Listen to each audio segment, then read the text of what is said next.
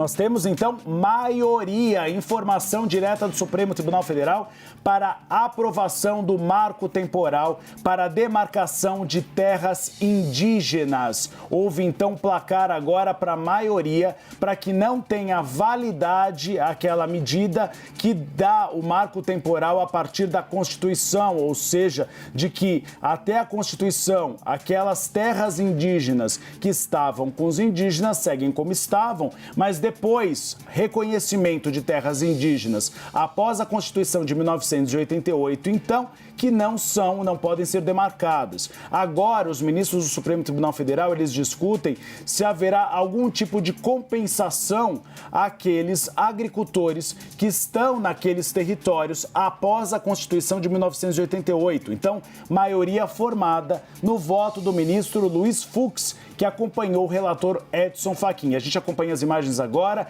Quem vota é a ministra Carmen Lúcia. E aí depois a gente pode ter, enfim, a decisão se haverá compensação ou não, Tainá, aos agricultores que ingressaram em um território que seria de terra indígena após a Constituição de 1988. Neste momento, gente, o que ainda se discute são propostas de tese que sugerem entendimentos da Corte sobre esse tema, propostas que ainda serão analisadas pelo plenário. E está em discussão, como dizia o Gustavo Uribe, também a validade do marco temporal e soluções diferentes foram apresentadas sobre a indenização de povos não indígenas que ocupam, eventualmente, áreas dos povos originários e como se dará essa indenização.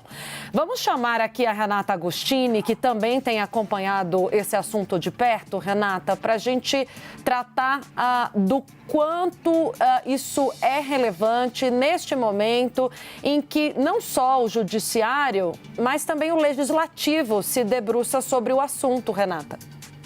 Perfeito, Tainá. Olha, voto então da ministra Carmen Lúcia, que a gente está acompanhando, e a maioria formada a partir do voto também do relator, o ministro Edson Fachin, né, o ministro Alexandre de Moraes, o ministro Cristiano Zanin, o ministro Luiz Roberto Barroso e o ministro Dias Toffoli, eles todos, juntamente com a ministra Carmen Lúcia, então, invalidando justamente o uso dessa tese do marco temporal para concessão das áreas aos indígenas. Qual é a tese do marco temporal, gente, para rememorar, né? A gente fala bastante sobre ele, mas como não é um termo que se usa no dia a dia, para rememorar para quem está nos acompanhando, seria a ideia de que só poderiam ser consideradas as terras indígenas para os espaços ocupados, territórios ocupados pelos indígenas a partir de 1988, porque é a data da promulgação da nossa Constituição.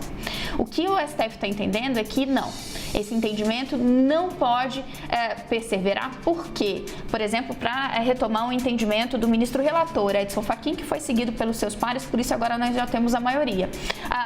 O entendimento de Fachin é que quando falamos de territórios indígenas, é uma lógica distinta do entendimento de posse de civis. E aí a Constituição dá amparo e proteção à posse de terra dos povos originários, os indígenas, portanto. Havia ali uma dúvida muito pertinente que era levantada pelos povos indígenas, se essa ideia do marco temporal ela prevalecesse, como que se poderia comprovar que esses povos estavam ali posteriormente a essa data e ainda, né, um prejuízo muito grande a essas populações que ao longo do tempo perderam, sabemos, muito espaço, seus espaços são muito ameaçados. E aí Tainá traz a questão de por que isso entra em choque com o debate legislativo. No Congresso, o que evolui é um entendimento no sentido contrário. Entendimento de parlamentares de que o marco temporal, ele sim, deve balizar justamente esse debate sobre a posse de terra, sob o argumento de que ele traria mais segurança jurídica. Então a gente tem tanto na Câmara quanto no Senado entendimentos nesse sentido avançando. Agora a gente tem, primeiro, um choque de visões sim, mas lembrando, o Supremo Tribunal Federal tem o condão justamente de interpretar o que é constitucional, quais leis e quais entendimentos têm adesão à nossa Carta Magna, mas vai com certeza haver reação por parte do Legislativo, com o entendimento de que o STF está avançando sobre prerrogativas que seriam do Legislativo.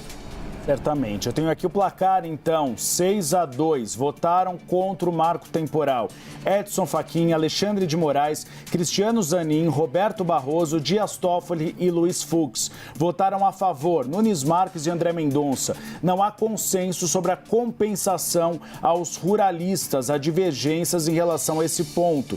Com exceção do relator, Edson Fachin, os demais ministros que votaram contra o marco entendem ser possível a indenização pelo valor da terra em si, além das eventuais benfeitorias feitas no território. Atualmente, a lei só prevê indenização pelas benfeitorias.